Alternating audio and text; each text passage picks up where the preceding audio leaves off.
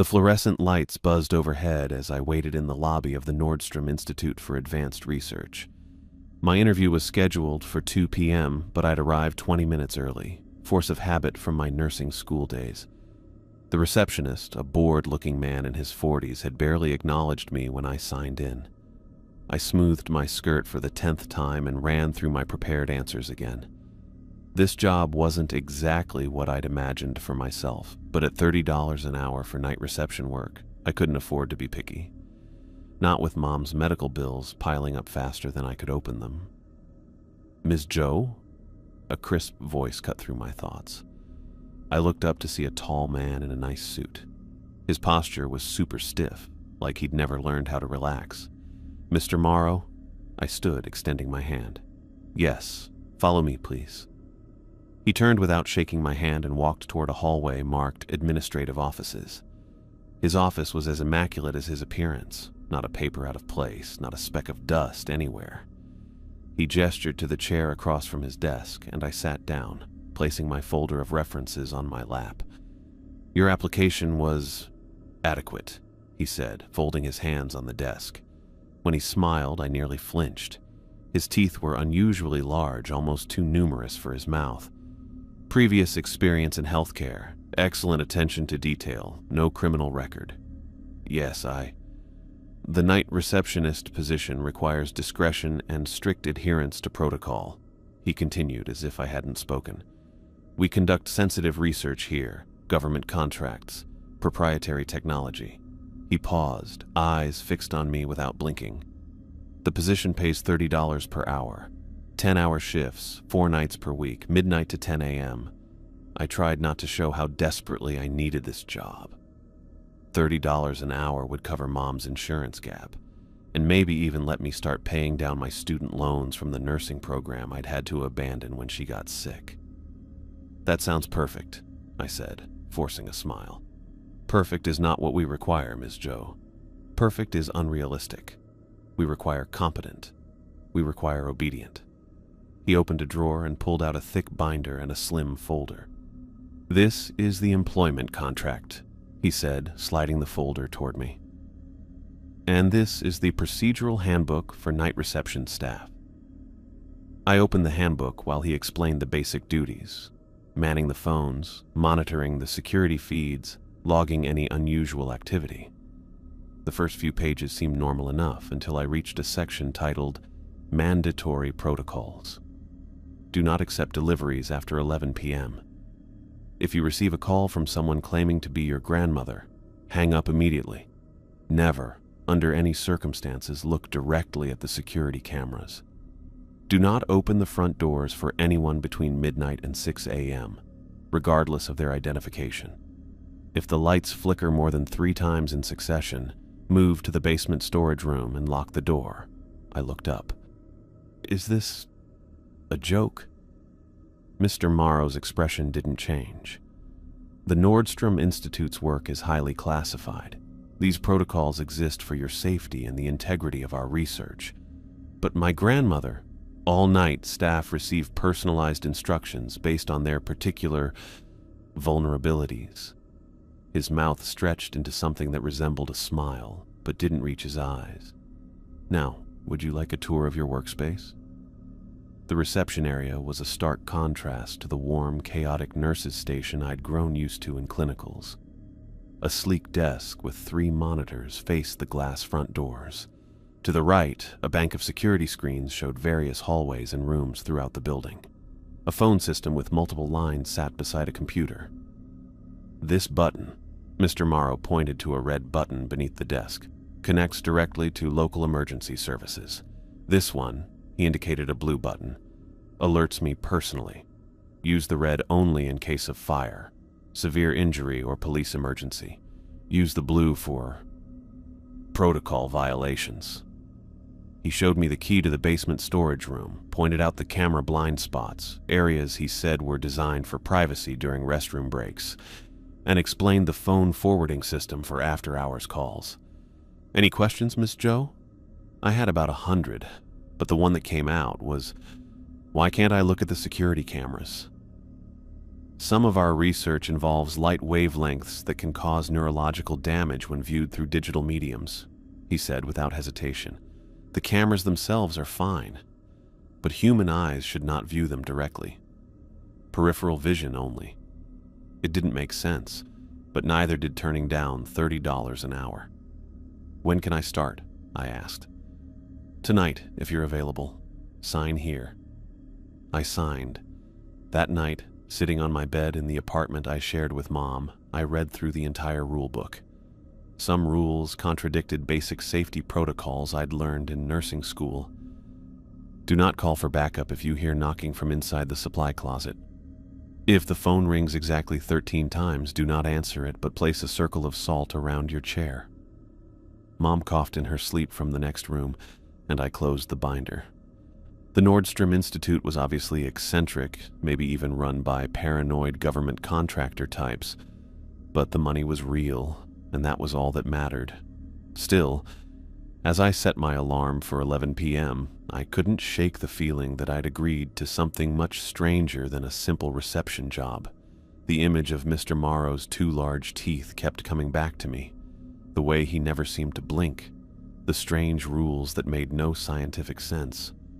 But what choice did I have? Mom's next round of treatment wasn't going to pay for itself. I let myself hope that the rules were just some weird hazing ritual or corporate culture thing. But as I set my alarm and prepared my clothes for the night shift, the memory of those rules and Mr. Morrow's 2 perfect teeth kept circling in my head. I tucked my badge into my pocket as I walked through the quiet building. My first few nights at the Nordstrom Institute had been exactly what $30 an hour should buy, boring. Nothing but silence, occasional footsteps from late working scientists, and the constant tick of the analog clock mounted above my reception desk. The handbook had made night shift sound like some horror movie setup, but the reality was mundane data entry and staring at security monitors from my peripheral vision.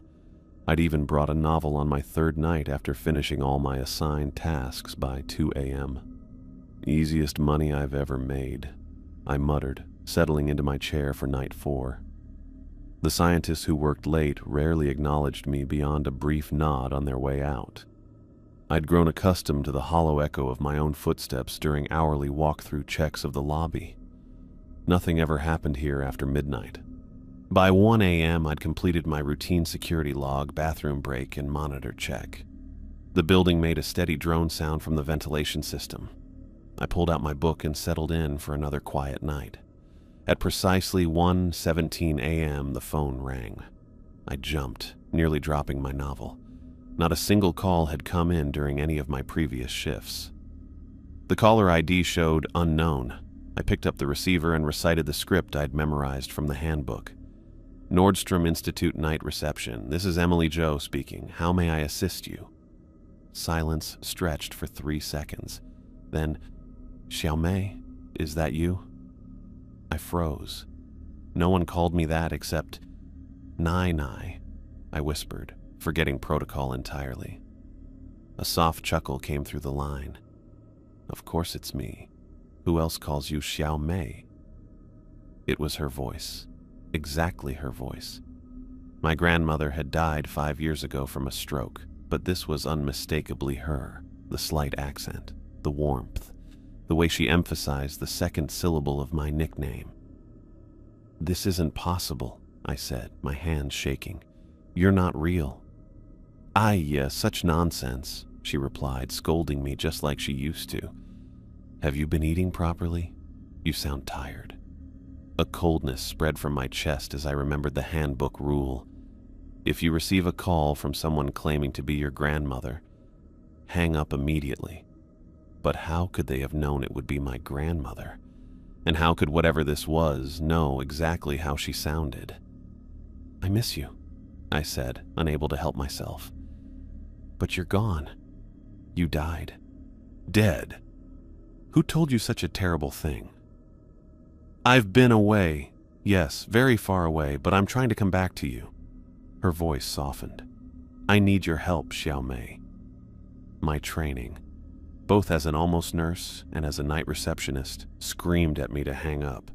but 5 years of grief kept my hand frozen on the receiver. "Your mother's jade pendant," the voice continued. "The one you wear. I gave it to you on your 16th birthday. You dropped it in the kitchen and chipped the corner. You cried, but I told you it was good luck because perfect things attract jealousy from spirits." My free hand flew to my neck where the pendant hung hidden beneath my blouse. The chip was there, exactly as she'd described. No one else knew that story. "What do you want?" I asked, my voice barely audible. "I left something for you. In the basement supply room. A package. It will help me find my way back to you." The basement supply room. The same one Mr. Morrow had shown me, where I was supposed to go if the lights flickered. "I can't," I said, my brief compliance wrestling with renewed suspicion. "I'm not allowed to leave the desk." "Since when do you follow rules so strictly?" The voice laughed, and it was Nine-Eyes' laugh, with the little snort at the end that always made me smile. "You were such a rebellious child. Remember when you cut your own bangs before New Year photos? Your mother was so angry, but I thought you looked cute. Another private memory. How was this possible? The package, Xiaomei. Please. I've been trying to reach you for so long. Just go check. 5th shelf on the left, behind the paper towels." My eyes darted to the security monitors. The hallways were empty. No one would know if I went quickly to the basement and back. Something clicked in my brain. The rules. The strange, specific rules that had seemed so bizarre when I first read them. If you receive a call from someone claiming to be your grandmother, hang up immediately.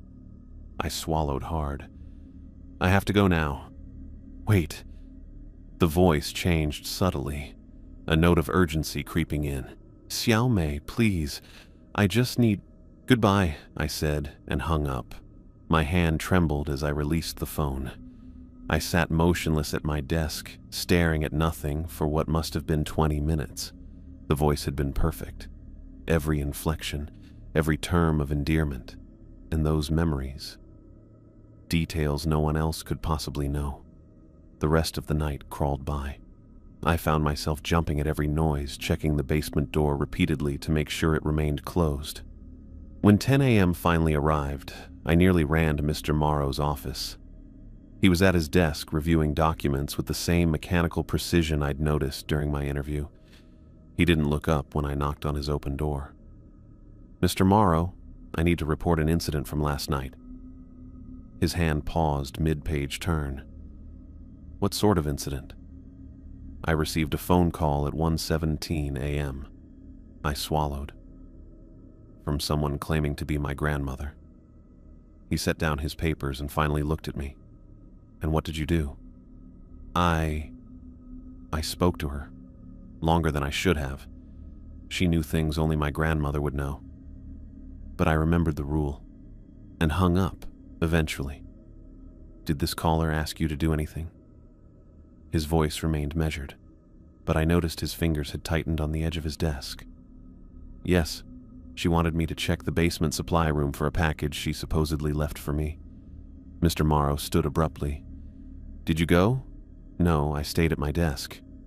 His shoulders relaxed slightly. "Good. That's good, Ms. Zhou." He walked to his office door and closed it, then returned to his seat, gesturing for me to take the chair opposite him. "The rules in your handbook are not arbitrary, Ms. Zhou. They exist for your protection." "Protection from what exactly?" I asked. How did something know about my grandmother, about private memories we shared? Mr. Morrow adjusted his tie. "The Nordstrom Institute researches phenomena that exist beyond conventional scientific understanding. Our work occasionally attracts attention from entities that do not belong in our reality." "Entities?" I repeated, my stomach turning. "What kind of entities?" "The kind that learn quickly and adapt to access points of emotional vulnerability." He leaned forward. "Tell me, if you had gone to that supply room last night, what do you think you would have found?" I shook my head. "I don't know. Nothing, probably. Or something wearing the appearance of your grandmother, perhaps? His mouth twitched in what might have been an attempt at sympathy. These entities seek entry points. They study us, learn our weaknesses. That's why the rules exist. So, the handbook rules, they're based on previous incidents? Things that have happened to other night receptionists? Yes, each rule corresponds to a documented encounter. He straightened a pen on his desk. Ms. Joe, breaking protocol puts not only yourself at risk, but potentially everyone in this facility. I thought about the voice on the phone. So perfect, so familiar, yet asking me to break the rules. I understand. I hope you do. For now, we will increase security measures during your shifts. He stood, signaling the end of our conversation. And Ms. Joe, if anything else unusual occurs, any sound, any call, any visual anomaly, report it immediately using the blue button. That night, when I arrived for my 5th shift, I noticed the changes right away. New security cameras had been installed, their black lenses pointed directly at my desk. Not at the entrance, not at the hallways, but at me. I sat down at my station, feeling the weight of unseen eyes. Somehow, the new cameras made me feel less safe, not more. As I logged into the system, I couldn't shake the memory of my grandmother's voice, so real and alive. Whatever Mr. Morrow said, whatever strange research they conducted here, nothing explained how something could replicate her so perfectly, down to memories only she and I had shared. I glanced up at the cameras watching me and wondered, what exactly was I being protected from? Or what was I being watched for? The red digital numbers of the clock flicked to 2:30 a.m. on my 5th night at the Nordstrom Institute. Rain pattered against the glass entrance doors, creating rivulets that distorted the view of the empty parking lot outside. I adjusted my position in the chair, trying to ignore the cameras Mr. Morrow had installed after my report about the phone call. Their lenses pointed directly at me rather than at the entrances they were supposedly protecting. My routine checks had been completed an hour ago, and the building had settled into that particular silence that exists only in the dead of night.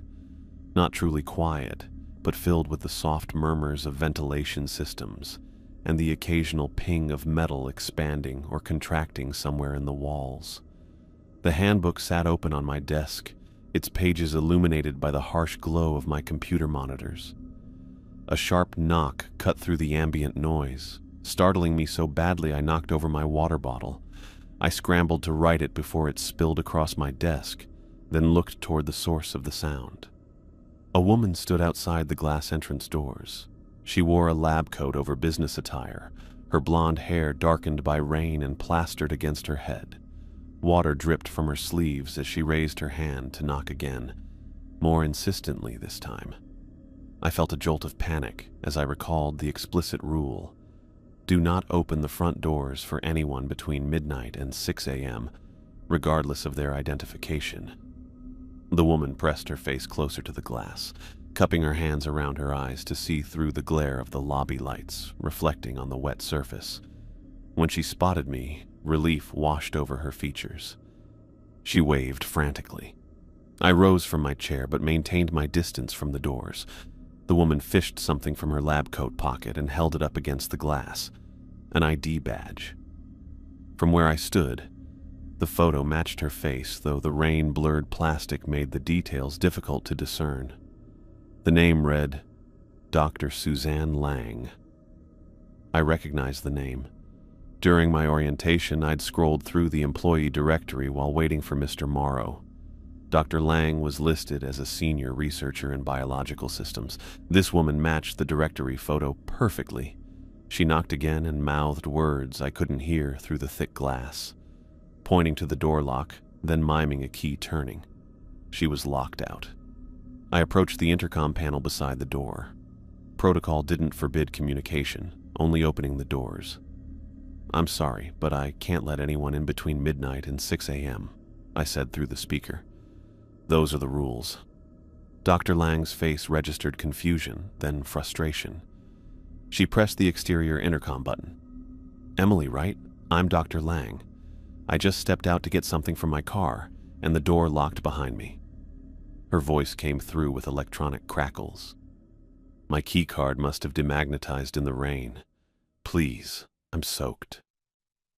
She did look miserable, water dripping from her chin, her thin lab coat offering little protection from the downpour. I really can't, I said. Mr. Morrow was very specific about not opening the doors for anyone during night hours. This is ridiculous, she said, running a hand through her wet hair. I've been working here for 5 years. Call Morrow if you have to, but I need to get back to Lab 3. I'm in the middle of time-sensitive cultures that can't wait until morning. That made sense. Why would a senior researcher leave in the middle of the night if she was working on something important? And if she was just getting something from her car, she wouldn't have taken her keys. Her explanation fit perfectly. But the rule in the handbook was absolute.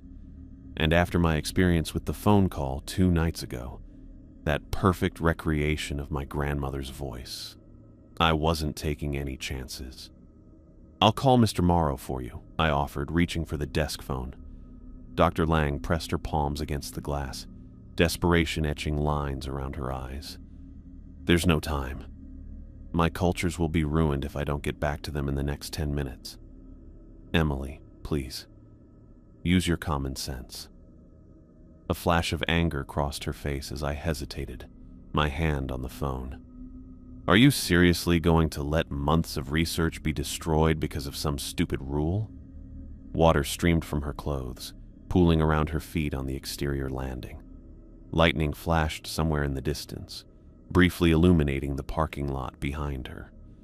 For an instant, I thought I saw something strange about her shadow. Too tall, too angular, but the impression vanished as quickly as it had appeared. I'm calling Mr. Morrow, I repeated, picking up the receiver.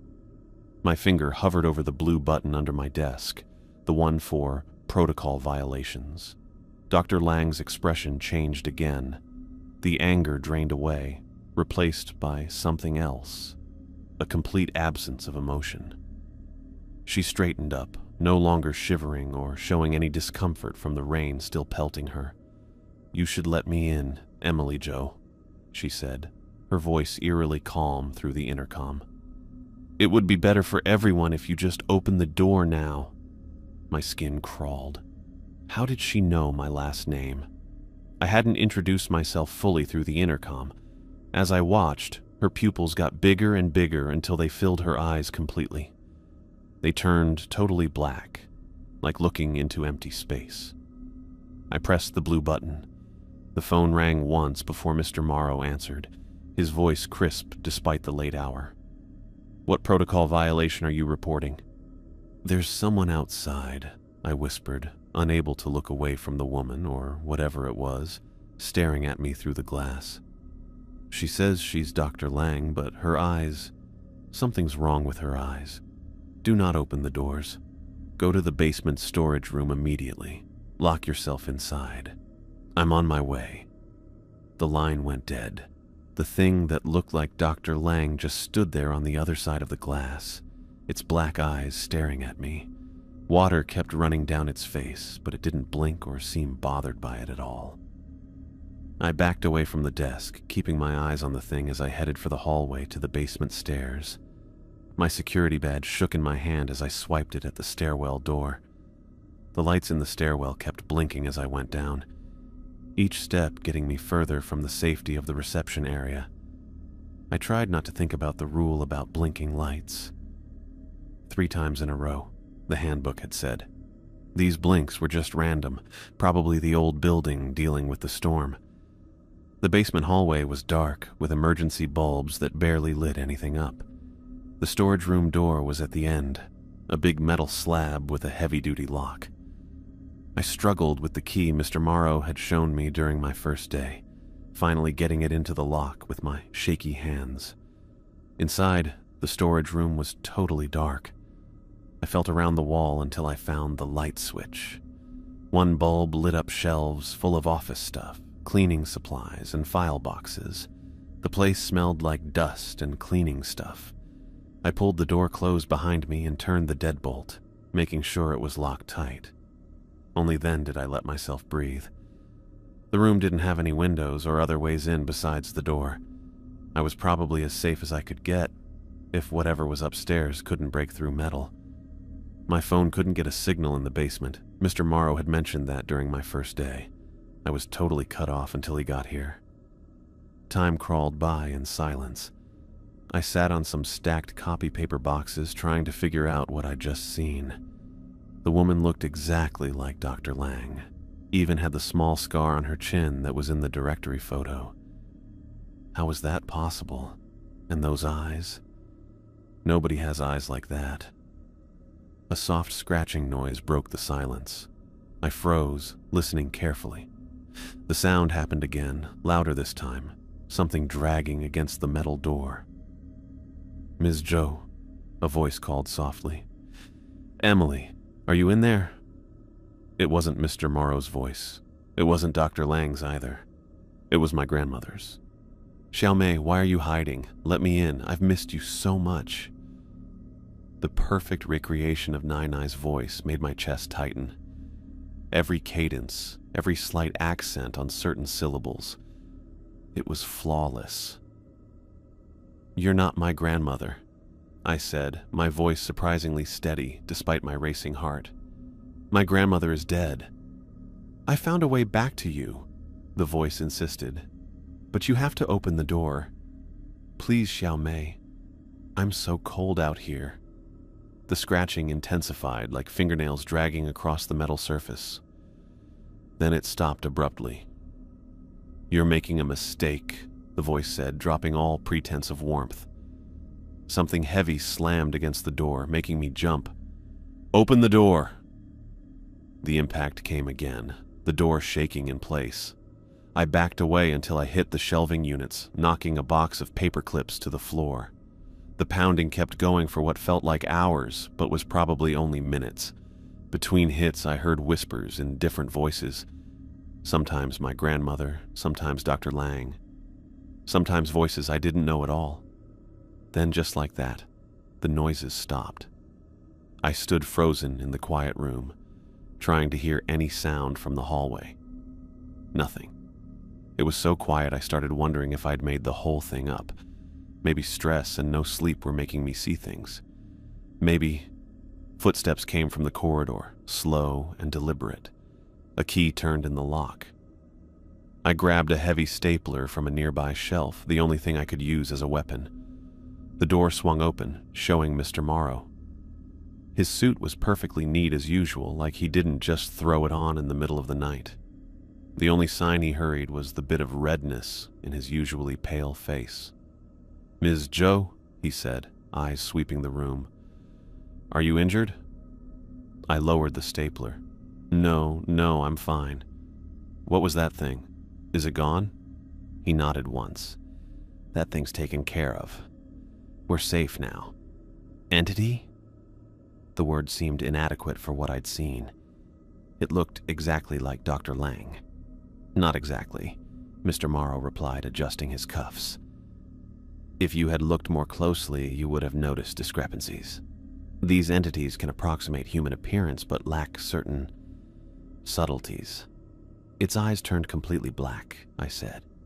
"Yes, that happens when they can no longer maintain the facade. Your refusal to allow entry despite its attempts at manipulation triggered that response." I stepped out of the storage room, eager to leave the cramped space.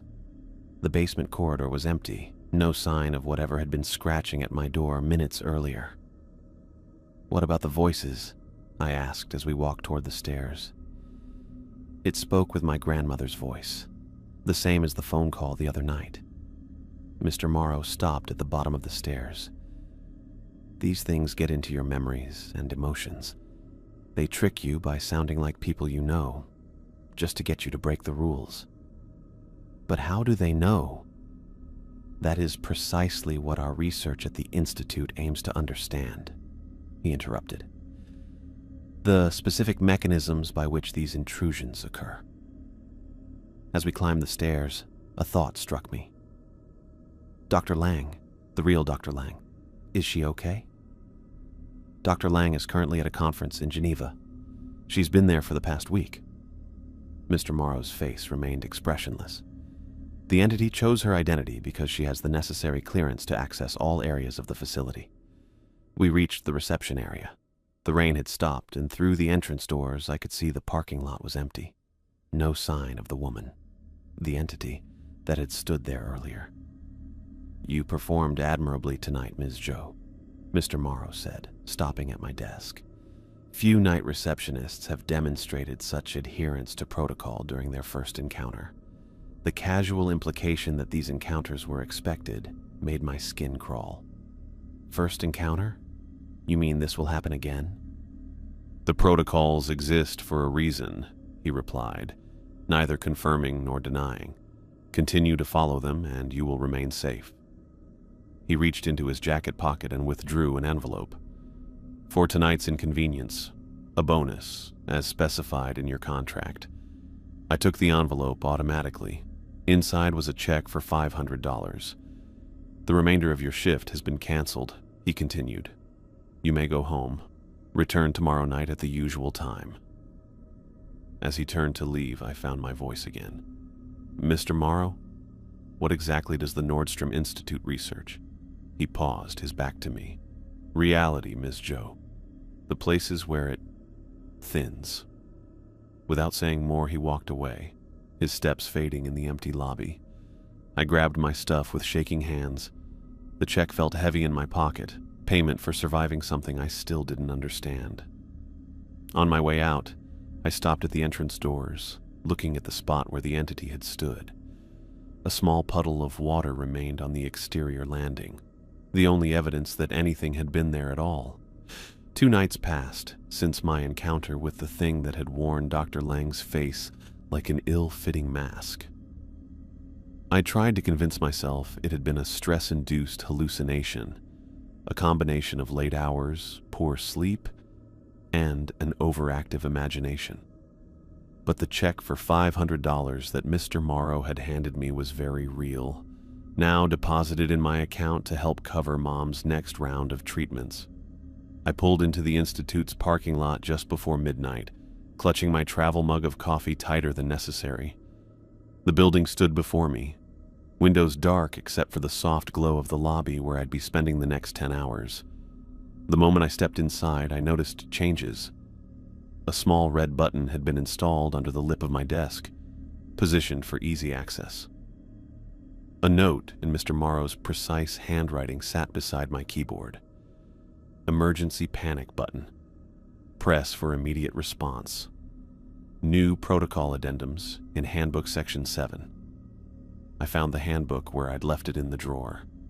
Several pages had been added, held in place with binder clips. The first page contained a notice of my salary increase to $40 per hour, effective immediately. The rest detailed new procedures. Most alarmingly, what to do if I ever encountered temporal duplications within the facility. In case of encountering what appears to be facility personnel in locations where they are not scheduled to be, do not approach or engage. Press emergency button and proceed to nearest supply closet until assistance arrives. Temporal duplications. The clinical phrasing made it sound like a minor inconvenience, like a printer jam or a power outage. But the explicit instructions to hide in a supply closet told me this was anything but routine. The first half of my night duty passed without incident. I conducted my hourly walkthrough checks, recorded the temperature readings from each wing as the new protocols required, and even managed to read a few chapters of my novel during the long stretches of silence. At 3:12 a.m., a flicker of movement caught my eye. One of the security monitors, camera 4, showed activity. Something was moving in the reception area. My reception area. I looked up from the monitor, confirming I was alone in the lobby. The front doors remained closed, the chairs empty, the potted plants still. Yet on the screen, camera 4 clearly showed the reception area from behind my chair, and it showed me sitting at my desk. My handbook rule flashed in my mind. Never looked directly at the security cameras, but I was already looking, unable to tear my eyes away from the impossibility on the screen. The Emily on the monitor wasn't doing what I was doing. While I sat frozen in horror, it moved with strange, jerky motions, head tilting at an angle that made my neck hurt just watching. It shuffled papers on the desk, picked up the phone without dialing, set it down again. Then it stood, slowly, mechanically, as if unfamiliar with how joints and muscles work together. It turned toward the camera. It smiled. The smile stretched too wide, revealing too many teeth, arranged in a way that human teeth simply don't grow. The eyes bulged slightly, unblinking. And then, still smiling at the camera, at me, my doppelganger walked to the front doors, pushed them open without using a key card, and walked out into the night. The monitor showed the empty desk for nearly a full minute before returning to its normal cycle of different areas in the building. The phone rang, slicing through the silence. I jumped, knocking my knee against the underside of the desk. The caller ID displayed, Morrow, O. Hello? My voice sounded like it belonged to someone else. Miss Joe. Mr. Morrow's voice was tight. Why have you left your post? I didn't. I'm at my desk right now. A pause. Our security system indicates the front doors were opened from the inside 3 minutes ago. The motion sensors show movement heading toward the parking lot. My mouth went dry. Mr. Morrow, I've been sitting here the whole time, but I saw myself on camera 4. It looked like me, but it wasn't me. It left through the front doors. Another, longer pause. You looked directly at camera 4, of all the things to focus on. Yes, I saw movement, and we have an emergency signal from Lab 7B. He cut me off. Dr. Knox has triggered his panic button. Go check on him immediately. But the thing that looked like me is no longer in the building. Dr. Knox may be in danger. Go now, Ms. Joe. Use the stairwell at the end of the east corridor. The line went dead before I could protest. I hesitated only briefly before grabbing my keycard and hurrying down the east corridor. Whatever had walked out of the building looking like me was gone, but Dr. Knox needed help now. The stairwell led to a floor I hadn't visited during my orientation. Unlike the polished, minimalist aesthetic of the lobby and main research areas, this level had exposed pipes running along the ceiling and bare concrete floors. Signs with lab designations were stenciled directly onto the walls. Lab 7B was at the end of the hall, its door slightly ajar. A red light above the frame blinked steadily, the emergency signal. Dr. Knox, I called, pushing the door open wider. It's Emily Joe from reception. Mr. Morrow sent me to check on you. The lab was a maze of equipment I couldn't identify. Tall machines with blinking lights, tables covered with papers and tablets, and screens displaying incomprehensible data. The air smelled like ozone and something metallic. Dr. Knox? A shuffling sound came from behind a large server rack. I moved cautiously around it. A man in a lab coat was pressed against the wall, his glasses askew, his face pale with terror. Dark blood stained the front of his white coat. You're hurt, I said, stepping toward him. Let me help. Stay back, he screamed, pressing himself harder against the wall as if trying to pass through it. You're not real. You can't be real. I watched you die. I stopped, hands raised to show I meant no harm. Dr. Knox, I'm Emily from reception. Mr. Morrow asked me to check on you. You hit your panic button. He shook his head violently. No. You walked in here 20 minutes ago. You spoke to me. Then your face. He clutched at his own face, smearing blood across his cheek. And then you were just gone. But the door never opened. You never left. Blood began to trickle from his nose as he spoke, joining the stains on his coat. Dr. Knox, you need medical help. You're bleeding. He blinked rapidly, confusion replacing fear. He touched his face, looking with surprise at the blood on his fingertips. I feel strange. His words slurred slightly. Before I could reach him, he slid down the wall to the floor. More blood appeared, seeping from his ears. Dr. Knox, I rushed to him, checking for a pulse. It was there, but weak and irregular. I reached for my phone to call for help, but realized I'd left it at my desk in my hurry. The lab had no phone I could see. The emergency button on the wall seemed my only option. I slammed my palm against it, and an alarm immediately began to wail throughout the building.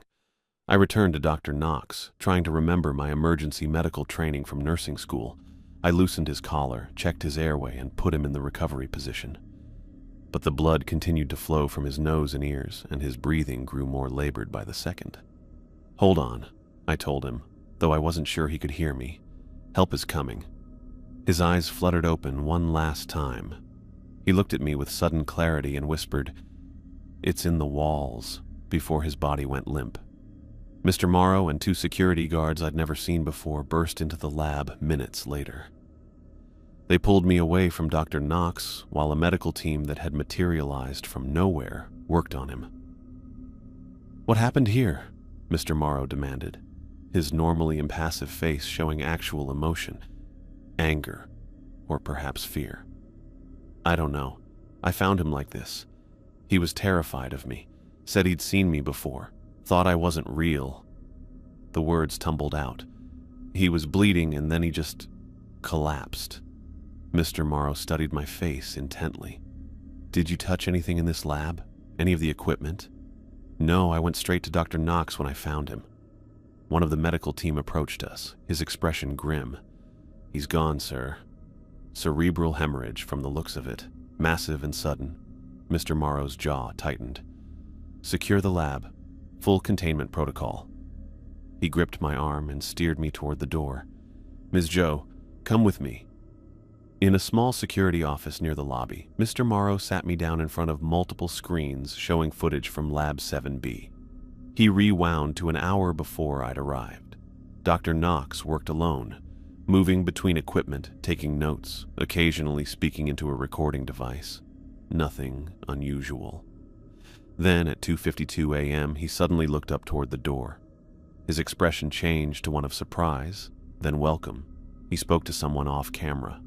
The footage had no audio, but his body language suggested normal conversation. "Who is he talking to?" I asked. "I don't see anyone else." Mr. Morrow fast-forwarded slightly. Dr. Knox's behavior changed all of a sudden. He backed away from the invisible visitor, looking totally freaked out. He reached for the panic button on the wall, but never made it. Instead, he clutched his head, stumbled, and collapsed partially out of frame. At 3:15 a.m., the lab door opened again, and I walked in, the real me responding to Mr. Morrow's call. "There's no one else," I whispered. "No one entered before me." "No," Mr. Morrow agreed, his voice flat.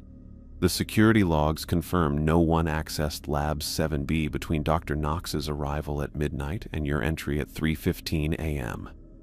I stared at him. "That's impossible. He was talking to someone. He was terrified of someone." "Of you." His last words indicated he believed he was seeing you. A chill spread through me. But I wasn't there. I was at my desk until you called. Mr. Morrow replayed the footage of the front doors opening at 3:12 a.m., seemingly on their own. "Something left the building wearing your appearance, Ms. Joe, and something visited Dr. Knox wearing your appearance. Yet you were allegedly at your desk the entire time." We stared at each other, both of us too freaked out to speak. "You think I'm lying?" I asked, anger cutting through my fear. "Check the reception desk camera." "I did," he said simply. "It shows you at your desk, looking directly at camera 4 despite explicit instructions never to do so, then becoming agitated. It does not show you leaving." "Because I didn't leave. I saw something that looked like me leave on the monitor." Mr. Morrow closed the video files and turned to face me fully. "In the 3 years of the Nordstrom Institute's operation, we have documented 17 instances of temporal duplications. In 15 of those cases, the staff member in question had no memory of being in 2 places at once. In the remaining 2, he trailed off." "What happened in the remaining 2? I demanded. "The staff members were not who they appeared to be." His eyes, cold and assessing, never left my face. Tell me, do you feel any different since you arrived tonight? Any gaps in your memory? Any moments of discontinuity? No. But even as I denied it, a seed of doubt took root. Could I trust my own perception after what I'd seen on that monitor? After what happened to Dr. Knox? Mr. Morrow seemed to read my thoughts. You'll undergo a full biometric scan before leaving today. Until then, you'll remain under observation. Am I a prisoner now? You're a potential security breach, Ms. Joe. He stood, straightening his already perfect suit. But also our best witness to whatever killed Dr. Knox, so you will finish your night duty, under guard, and we will review all footage again in the morning. As he left me alone in the security office with a stone-faced guard by the door, one thought kept circling in my mind. The thing I saw on the monitor had my face, my clothes, my body, but it wasn't me. The guard outside the security office door refused to meet my eyes.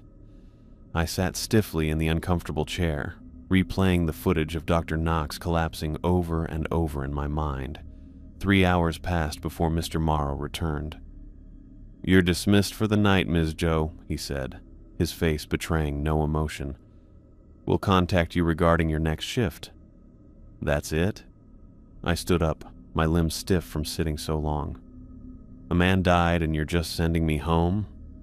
Dr. Knox's death requires a thorough investigation.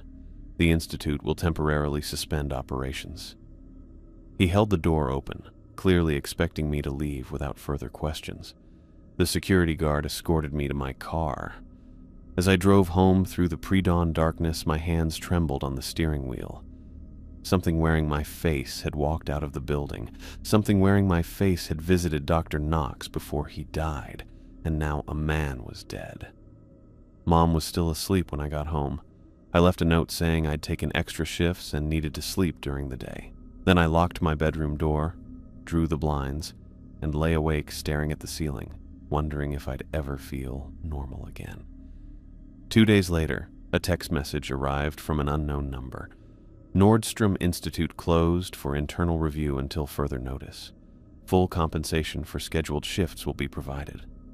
For 5 days, I attempted to return to normal life. I spent time with Mom, took her to a doctor's appointment, caught up on household chores.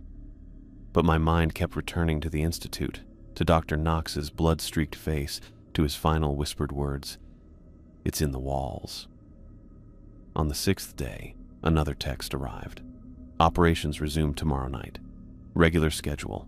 Increased compensation package pending discussion. That evening, I stood in front of my bathroom mirror, studying my reflection. Was I really me, or was I something else wearing my face? The thought made me nauseous.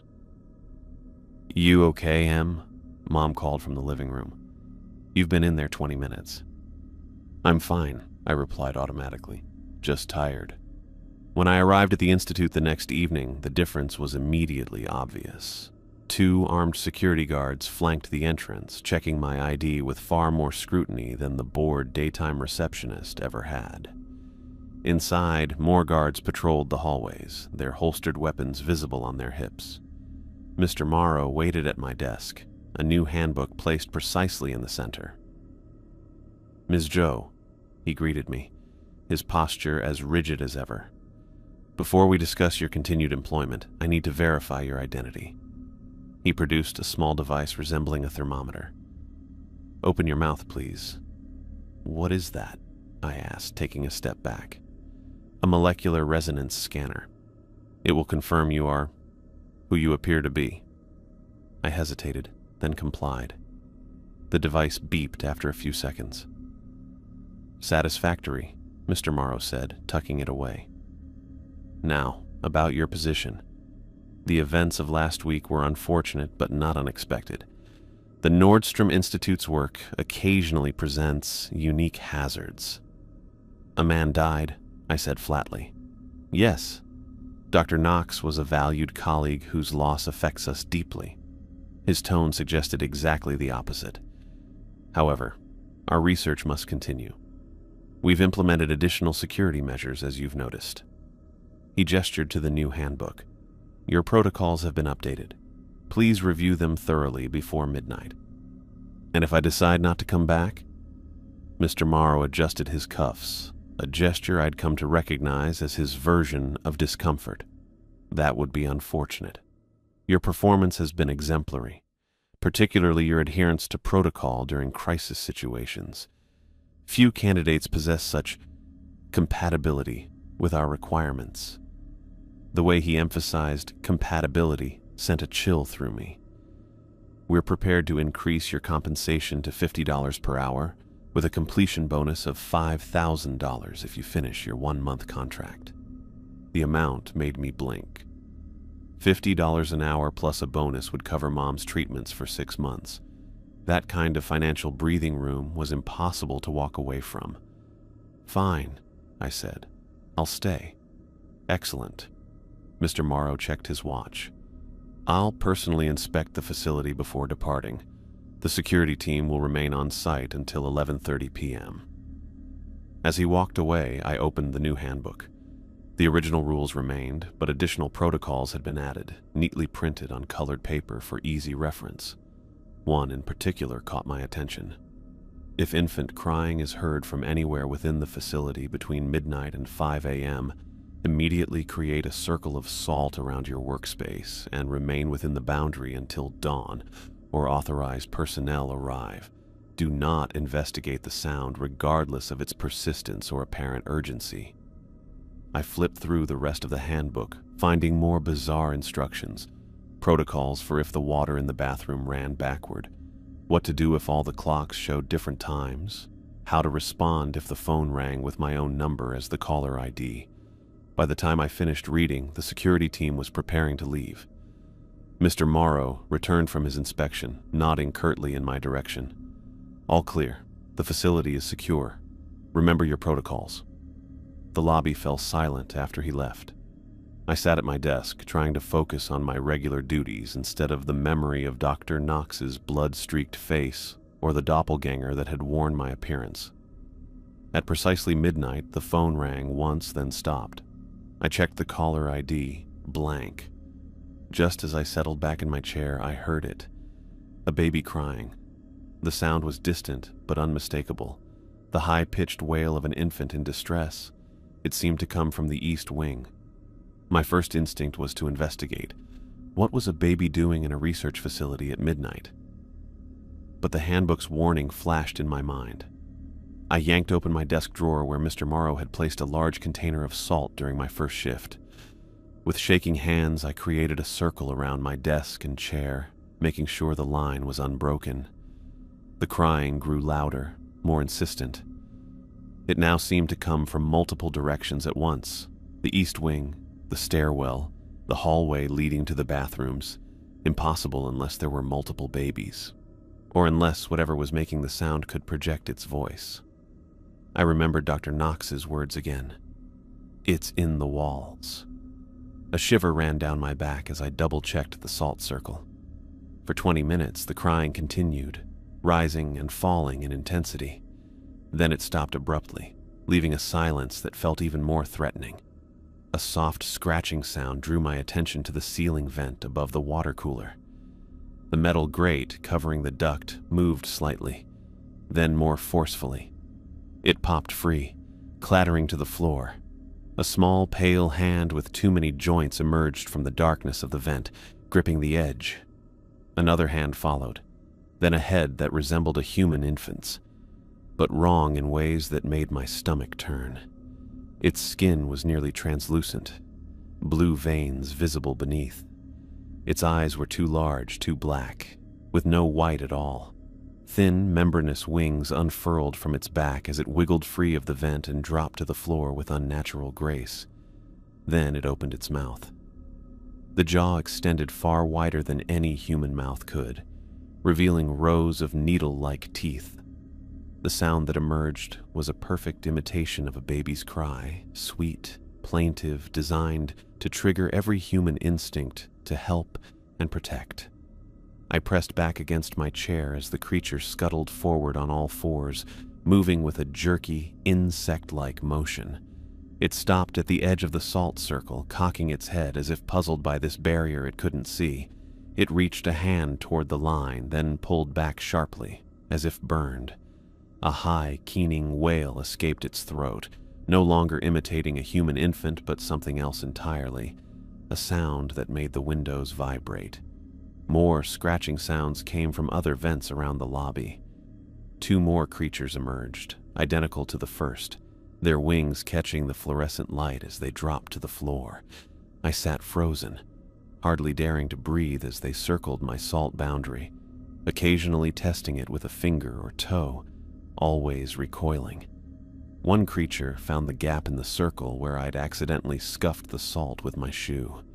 It pushed a finger through, its black eyes fixed on me with terrible intelligence. I lunged for the salt container, pouring more to repair the line. The creature hissed, withdrawing its hand. For the next 7 hours, I remained absolutely still within my salt circle while the creatures prowled around it. They tried everything, crying in human voices, mimicking my mother's call, even speaking my name in a child's voice. "Emily, help me, Emily." I covered my ears but kept my eyes on them, watching for any break in the salt line. Minutes stretched into hours. My legs cramped, my mouth dried out.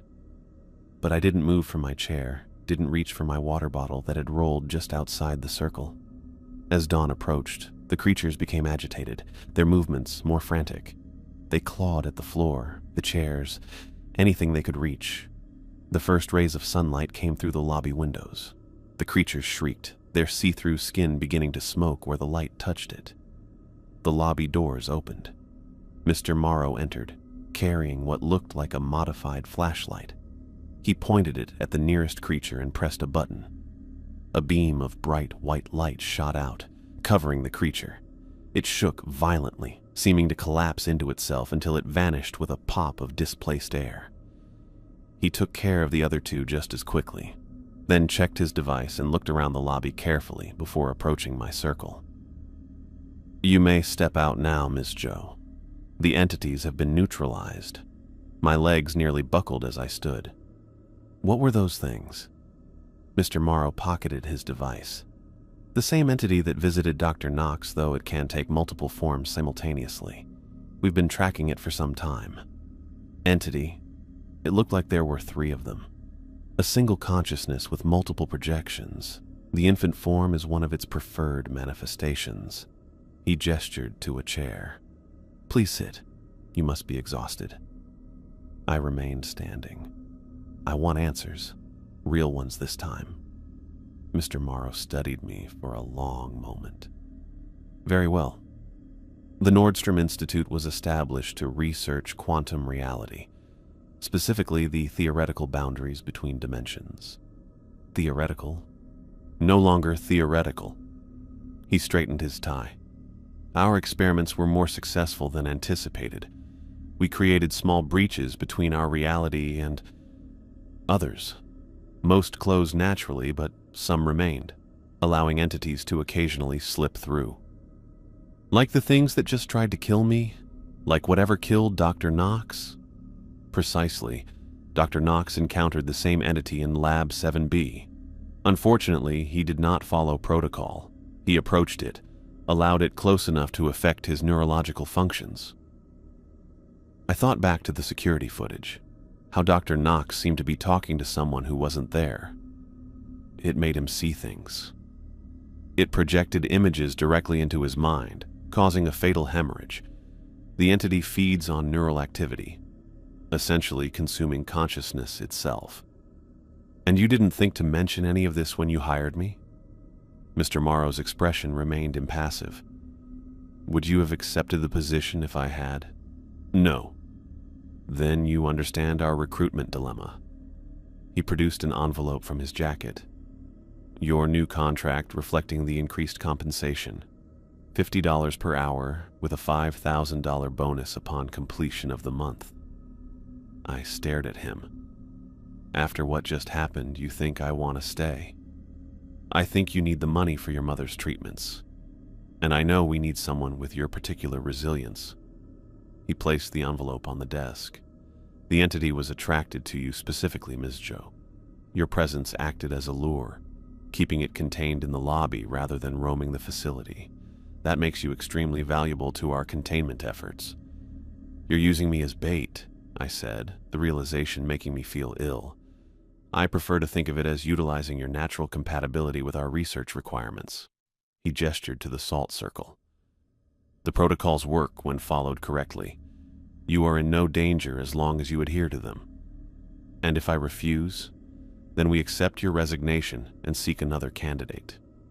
His tone made it clear what typically happened to those replacements. The envelope sat on the desk between us.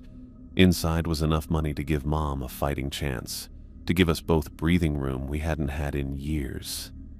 "1 month," I said finally. "Not a day more. Acceptable." Mr. Morrow nodded once. "Security will escort you home. Return tonight at the usual time." As I gathered my belongings, exhaustion making my movements clumsy, I glanced at the vents where the creatures had emerged. They looked ordinary now, just metal grates over dark spaces. But I knew better. Something was in the walls, just as Dr. Knox had warned. And for the next 3 weeks I would be sitting alone in a building full of holes in reality, with only a circle of salt between me and whatever might crawl through. With 1 week left in my contract, I couldn't shake the feeling that I was missing something crucial about the Nordstrom Institute. The $50 hourly wage had helped Mom start a promising new treatment, but the cost was my peace of mind. Every night I spent inside those walls felt like tempting fate, especially after what happened to Dr. Knox. I arrived at the public library downtown 3 hours before my shift was scheduled to begin.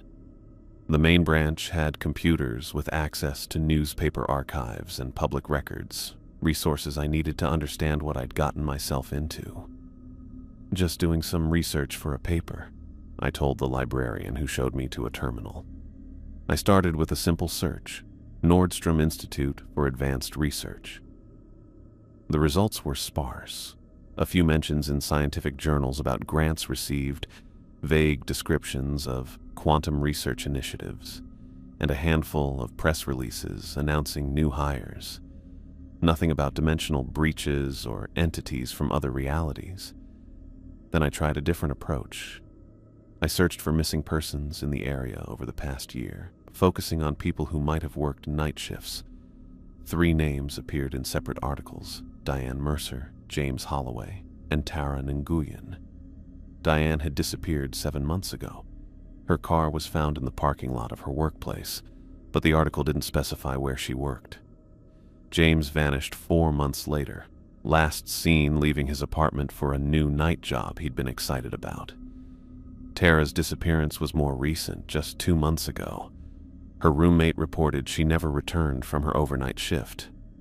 My fingers trembled as I clicked through to Tara's social media profile, still active though abandoned. Her last post was a complaint about having to memorize weird rules for her new job. A comment from a friend asked where she was working, but Tara never replied. I searched for combinations of their names with the Nordstrom Institute. Nothing direct appeared, but a local news blog mentioned Diane's car being found near the research park on Westlake Drive, the same area as the Institute. Next, I looked into Mr. Morrow himself. The Institute's website listed him as founder and director, with a biography so vague it could have described anyone. Degrees from prestigious universities, previous work in advanced governmental research, publications in classified journals. A deeper search revealed he had worked at DARPA, the Defense Advanced Research Projects Agency, for 15 years before founding the Nordstrom Institute. The transition happened abruptly 5 years ago, with no explanation for why he left government work to start a private research facility. I found a photo from a DARPA conference dated 6 years ago. Mr. Morrow stood in a group of scientists, his posture as rigid as ever, his smile as empty. But something about the image caught my attention. I zoomed in on his face. His teeth looked normal, not the too large, too numerous teeth that had disturbed me since our first meeting. Just ordinary human teeth.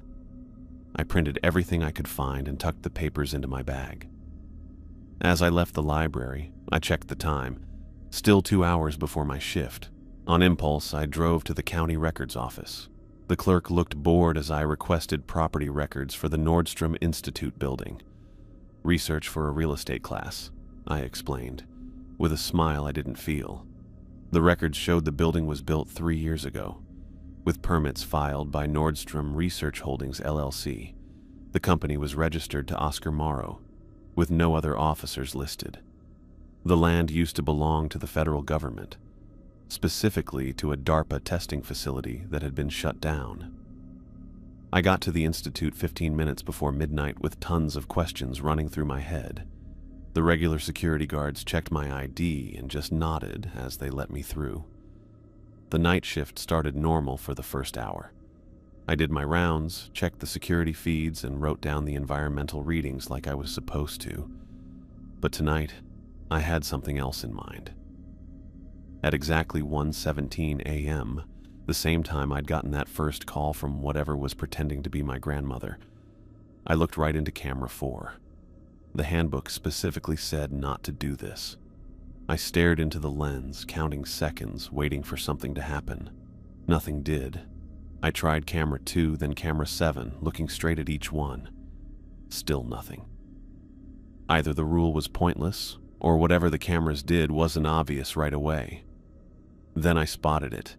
A small red light had turned on near the wall behind the reception desk, next to what I thought was a thermostat.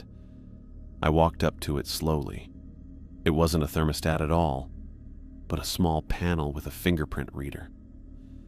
I only paused for a second before pressing my thumb against it. The panel beeped, and a chunk of wall slid open, showing a narrow hallway I'd never seen before. I felt my pulse quicken as I stepped inside. The hallway had blue lights running along the floor.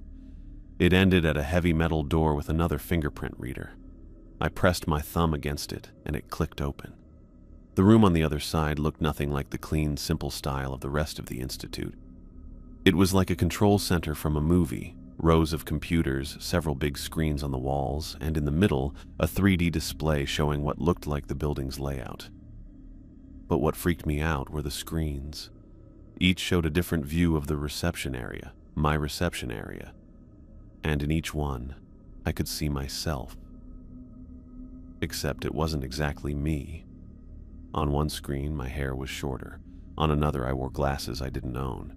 On a third, I was wearing different clothes than what I had on. I went to the nearest computer. Files were open, like someone had been working there recently. The top document was called Quantum Viewer Calibration Protocol. I read through it quickly, feeling colder with each paragraph. The document explained how the quantum viewers let them watch parallel dimensional variants of the same physical space. The viewers were set up to focus on anchor subjects, people whose patterns were especially stable across multiple realities. Night receptionists. We were the anchors. Another file caught my eye. Containment protocols for dimensional breaches. I opened it, my throat getting tight as I read. The presence of a quantum anchor, subject, stabilizes localized reality, preventing uncontrolled breach expansion. Each anchor must remain within designated areas during critical hours, midnight to 6 a.m., when dimensional thinning is most pronounced. Behavioral protocols have been established to prevent anchor subjects from inadvertently attracting or enabling entity transit. The behavioral protocols. The handbook rules. I clicked through more files, finding detailed notes on each rule and why it existed. Rule 4. Never look directly at security cameras. Cameras utilize quantum lensing technology that can create feedback loops when observed by an anchor subject, potentially opening micro-breaches. Rule 7. If lights flicker more than 3 times in succession, move immediately to basement storage. Light fluctuations indicate imminent breach formation. Basement storage contains emergency stabilization field. Rule 12. Hang up immediately if caller claims to be your grandmother. Entities have demonstrated ability to access anchor subjects' memories, particularly focusing on deceased loved ones for emotional manipulation. Every bizarre rule had a purpose, not to protect me, but to maintain the stability of whatever experiments they were conducting. I wasn't being protected from outside threats. I was being used to contain them. A file labeled Subject Compatibility Ratings showed a list of names with numerical scores. My name was at the top with a 97% rating. Below mine were other names, including Diane Mercer, 84%, James Holloway, 79%, and Taryn Nguyen, 91%. The 3 missing night receptionists. A note under Tara's name read, "Subject lost during Entity Incursion Event 17, replacement required." Lost. Not quit, not fired. Lost. I clicked on Entity Incursion Event 17 and found a security log dated 2 months ago, when Tara disappeared. The log described an entity breaching containment after subject deviated from protocol by responding to auditory lure. The entity had taken Tara's form and escaped into the facility. The real Tara was listed as unrecoverable. An alarm suddenly blared through the room. Red lights flashed as a computerized voice announced, "Security breach detected. Unauthorized access to Control Center Alpha. Lockdown initiated." I had to get out. I ran to the door, but it had already sealed shut. The fingerprint reader was dead, its screen dark. "Emergency protocols activated," the computerized voice continued. "Security team en route. Estimated arrival, 4 minutes. 4 minutes. I looked around quickly for another exit, but there wasn't one. My only choice was to block the door and try to learn as much as possible before they showed up. I pulled a heavy chair to the door and stuck it under the handle. It wouldn't last long, but it might give me a few extra minutes. Then I went back to the computer and started downloading files onto a USB drive I found in a drawer. The screens showing different versions of me suddenly flickered. One after another, they switched to security camera feeds from around the building. I watched armed guards rushing through hallways, headed straight for me. Then another person appeared on the main entrance feed. Mr. Morrow walked calmly through the lobby, talking on a phone. When he passed under a light, something weird happened to his face. It glitched out for a second, like bad TV reception. For a split second, his features seemed to change, showing something sharp and not human underneath. It happened again when he entered the east hallway. This time, I got a better look at what was under the human disguise. A face with way too many angles, made up of flat surfaces that bounced light in ways that didn't make sense. His teeth had always bothered me. Too big. Too many. They'd felt off from our first meeting because deep down, I'd known they weren't really teeth. They were part of something else completely. Something wearing a human face like a mask that didn't fit right. Then it hit me. Mr. Morrow wasn't human. He was one of them. Something from another dimension. And he wasn't trying to keep other things out. He was using us to bring them in. I looked at the security monitors and saw Mr. Morrow's face glitch again as he walked quickly down the hallway. Something was wrong with his face. Underneath it looked like something crystal-like and not human. My hands shook as I turned back to the computer, knowing I only had a few minutes before he got to me. The USB drive's light flashed while copying files, but it wasn't fast enough. I needed answers right away. I clicked through folders quickly, looking for anything that might explain what was going on. I noticed a folder called Founder and clicked on it immediately. Inside, I found photos and documents about Oscar Nordstrom, who actually founded the Institute. He didn't look anything like Mr. Morrow. He was shorter, chubbier, with nice eyes behind wire glasses. His bio said he was a really good physicist who worked on quantum mechanics and made a big discovery about dimensions 5 years ago, the same time Morrow suddenly quit DARPA. I opened a video from 5 years ago. It showed a lab with weird equipment I'd never seen before. Oscar Nordstrom was standing in front of what looked like a doorway made of light, talking excitedly into a recorder. Test 47 of the quantum aperture. Previous tests have confirmed stable pathway formation, but today we're attempting first physical transit of an inanimate object. He placed a small metal sphere on a mechanical arm that extended toward the light. As the sphere touched the shimmering surface, the aperture pulsed. The sphere disappeared. "Transit successful," Nordstrom exclaimed. "Now for retrieval."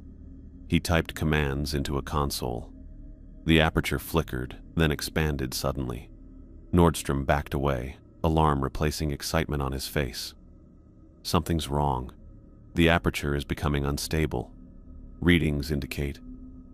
The video cut to static for several seconds. When the image returned, the laboratory was in chaos. Equipment sparked and smoked. The aperture had grown, its light now harsh and painful to look at, and something was coming through. The camera caught only glimpses, a tall, angular form composed of faceted surfaces that seemed to bend light around them. Nordstrom screamed as the entity reached for him with limbs that moved in impossible ways. Then the video ended. My stomach lurched as I realized what I was seeing. The real Oscar Nordstrom had opened a doorway to another dimension, and something had come through. Something that had taken his place. Mr. Morrow wasn't working to contain breaches between dimensions. He was the breach. I clicked through more files, finding personnel records that showed a complete staff turnover in the weeks following Nordstrom's accident. The official story was that he had died in a lab explosion, and his colleague Oscar Morrow had taken over the institute. No one had questioned it. Another folder contained detailed analyses of night receptionists, dozens of them over the past 5 years. Each file included psychological profiles, family connections, financial situations, and vulnerability assessments. My file was open in another window, with notes about my mother's illness and my exceptional desperation threshold. They hadn't hired me for my qualifications. They'd hired me because I was too desperate to quit, no matter what happened. A document titled Harvesting Protocol made my blood run cold. It detailed how the entities Mr. Morrow brought through the breaches were captured and processed in a facility beneath the Institute. The purpose was listed as essence extraction for dimensional stabilization. He wasn't just bringing them through, he was feeding on them. The alarm continued to blare as I searched for anything that might help me escape. A file labeled Emergency Protocols contained instructions for various scenarios, including containment failure and entity incursion. I clicked on Dimensional Stabilizer Override, hoping it might offer a way out. The document explained that the Institute was built on a network of quantum stabilizers that maintained the integrity of our dimension against incursions. These stabilizers could be disabled from the control room in case of catastrophic breach, allowing for total dimensional reset.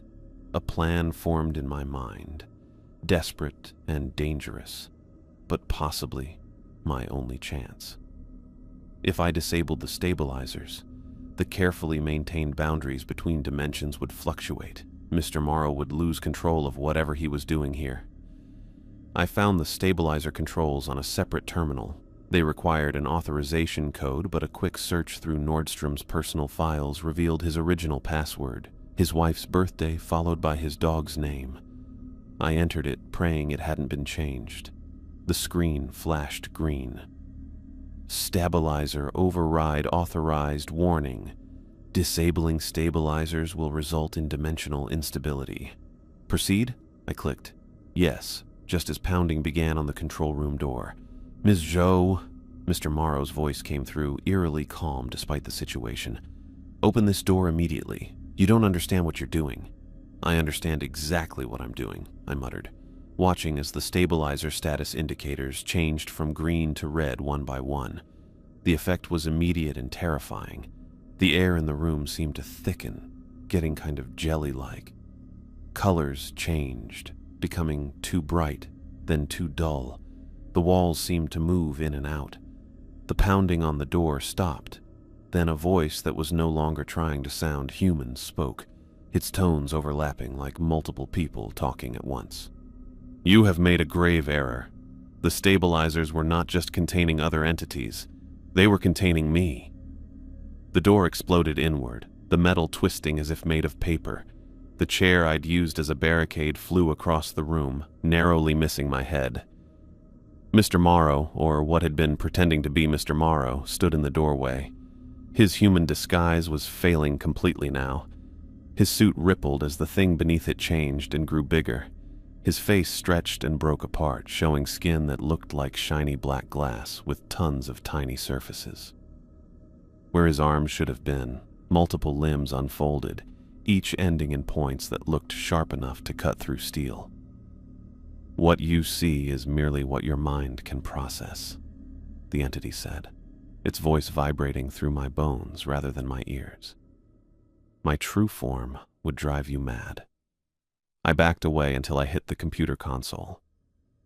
"You killed Oscar Nordstrom. You took his place." I improved upon his work. The entity moved into the room, its movements jerky yet fluid, like stop-motion animation played too fast. He opened the door, but he had no vision for what lay beyond it. "I have brought order to chaos. By kidnapping people like me, by feeding on other entities. Sustenance is necessary for adaptation. Your kind makes excellent anchors. Your consciousness helps me maintain this form in your reality." It tilted what passed for its head. "You were the best anchor we've found. Your desperation made you perfect." The room continued to warp around us. On the monitors, I could see similar effects throughout the building. Corridors stretching impossibly long, then compressing to half their size. Furniture melting into the floor, then reconstituting in different forms. Security guards frozen in mid-motion as time itself became unstable. I needed to act fast before reality collapsed completely. I turned back to the terminal and accessed the final emergency protocol: quantum loop containment. "That will trap you as well," the entity warned, moving closer. "The loop will hold us both until the dimensional reset completes." Better trapped than whatever you had planned for me. I entered the activation sequence. The air crackled with energy as a field of blue light expanded from the ceiling, enclosing both of us.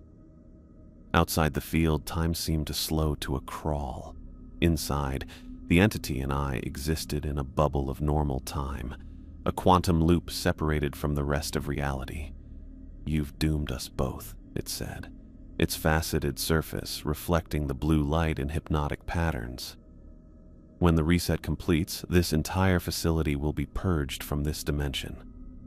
Unless we stabilize it first." I pointed to the monitor showing the dimensional stabilizer controls. "I can reactivate them remotely, but only if all breaches are sealed, including you." It made a sound like breaking glass. Laughter, I realized with a shudder. "You offer me a deal? How human. Safe passage back to your dimension in exchange for sealing the breaches permanently." I tried to keep my voice steady despite my terror.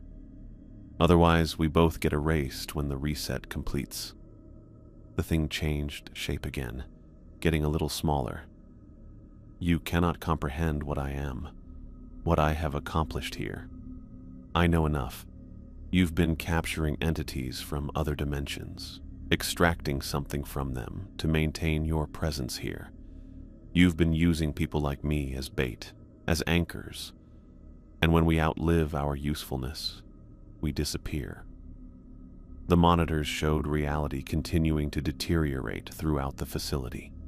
Walls phased in and out of existence. Gravity reversed in some areas, sending furniture floating toward the ceiling. In one corridor, a security guard aged decades in seconds, then reverted to a child, then back to an adult. "The reset will complete in 5 minutes," I said, checking the countdown on the screen. "Decide now." The entity stayed quiet for a bit, its faceted surface changing to colors I couldn't even name. Finally, it spoke. "I accept your terms. I will return to my dimension and seal the breaches." I used the dimensional controls and started up the sequence Nordstrom made for opening portals. A glowing doorway like the one we saw in the video showed up at the far end of the control room. "You first," I said, not trusting the entity to keep its word if I gave it control too soon. It moved toward the opening, stretching out as it got closer to where it came from. Right before going through, it turned back to look at me, its surface changing to look like a human face, like Mr. Morrow. "You are more valuable than you know, Emily Jo. In all the dimensions we've explored, your quantum signature is unique. We will find you again. Not if I close the door for good. I activated the final sequence, transferring control of the stabilizers to the terminal nearest the aperture. The figure reached the controls and started fixing the broken areas. On the screens, I watched as things went back to normal throughout the facility. The walls became solid again. Gravity went back to normal. Time started working right. As the last broken spot closed up, the figure stepped through the doorway. Its final words hung in the room as the door shut. Doors swing both ways. The quantum loop dissolved as the reset completed. The blue field faded, and I found myself standing alone in the control room. The monitors showed a completely normal research facility. No spatial distortions, no time anomalies, no faceted entities stalking the halls. I checked the computer logs. All traces of dimensional research had been wiped clean, replaced with ordinary scientific data. It was as if the breaches had never existed. I made my way back to the reception desk, half expecting to encounter guards or some other obstacle, but the building was quiet, the corridors empty. When I reached the lobby, dawn was breaking outside the glass doors. My shift was over. The night receptionist's handbook still sat on my desk. I picked it up, flipping through pages that now contained only standard security procedures. No salt circles, no protocols for flickering lights or phantom phone calls. But when I turned to the back cover, I found a single line of text that hadn't been there before. Doors swing both ways. I tucked the handbook into my bag. Insurance, in case Mr. Morrow ever found his way back. When the day shift arrived at 8 a.m., I handed in my resignation. The daytime receptionist looked confused when I mentioned Mr. Morrow. Who? The director is Dr. Nordstrom, has been since the institute opened. I walked out into the morning sunlight, the handbook heavy in my bag. The Nordstrom Institute looked like any other research building now, glass and steel shining in the early light, with no sign of all the weird stuff that happened there. But I knew better, and I'd be keeping an eye out in case those strange dimensional problems started up again.